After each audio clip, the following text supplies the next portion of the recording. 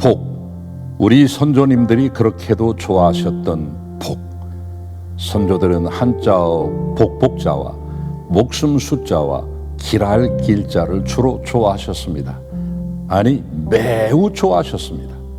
그래서 복이란 글자를 베개에도 이불에도 수놓고 떡살에도 새겨 넣었습니다.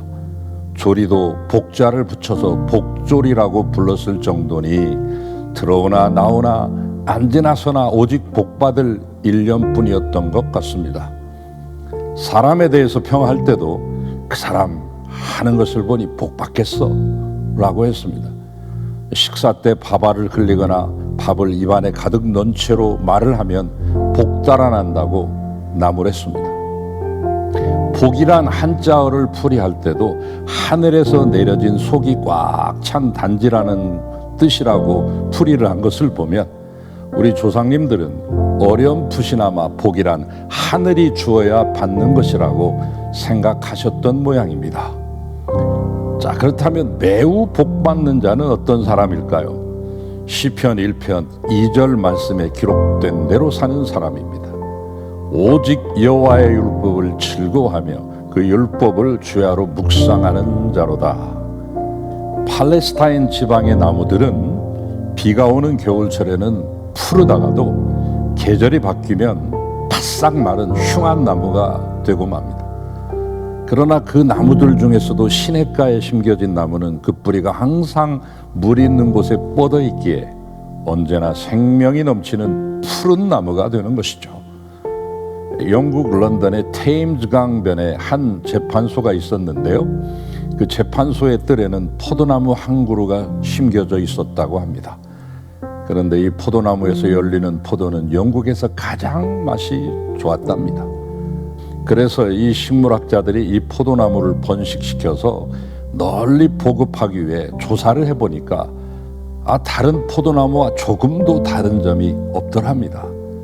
그래도 포기하지 않고 끈질기게 더 자세히 연구해 봤더니 글쎄 이 포도나무의 뿌리가 저 테임즈강 밑바닥까지 뻗어 있더랍니다. 뿌리가 강 밑바닥에 뻗어 있다 보니 웬만한 가뭄에도 충분한 수분을 빨아들일 수 있었고 영국에서 가장 맛있는 포도를 맺을 수 있었던 것이라고 합니다. 시냇가의 물, 마르지 않는 물은 곧 하나님의 말씀을 의미합니다. 그러기에 그 말씀에 뿌리 내리는 자는 마르지 아니할 뿐 아니라 만사형통한 삶을 살게 됩니다. 왜냐하면 그 말씀은 세상을 창조하시고 저와 여러분을 창조해내신 전능하신 하나님의 생명의 말씀이기 때문입니다. 그런데 여기서 말씀을 받는 자세는 단순히 성경을 읽는 것이 아닙니다. 즐거워하며 주야로 묵상하는 것입니다. 여러분, 말씀을 즐거워하십니까? 성경을 너무 의무적으로만 읽지 마십시오. 성경은 기쁨으로 대해야 합니다. 여러분, 말씀을 읽고 들을 때마다 또한 그것을 행할 때마다 중심에서 우러나오는 기쁨으로 하시기를 바랍니다. 그러한 분들이 진정한 복의 사람이 됩니다. 또한 이 말씀을 즐거워할 뿐만 아니라 주야로 묵상하는 분들이 되시기를 바랍니다. 유대인에게 있어 묵상한다는 것은 낮은 어조로 소리내어 읽는 것을 말합니다. 유대인들은 소리를 내어 율법을 읽었습니다. 작게 소리를 내어 읽으시면 집중도 잘 되고 기억도 잘 되는 것입니다. 그런데 여기 묵상한다라고 하는 말은 다만 소리를 내어 읽는 것이 아니라 깊이 생각하면서 그 뜻을 음미하면서 천천히 그리고 낮은 소리를 내면서 율법이 그의 마음속 깊은 곳에 침투해 들어갈 때까지 깊이 잠기는 것을 말합니다. 그렇습니다. 성경은 대충 읽고 넘어갈 것이 아닙니다. 내 생활 속에 적용하기 위해서는 조용한 묵상의 시간이 꼭 필요합니다.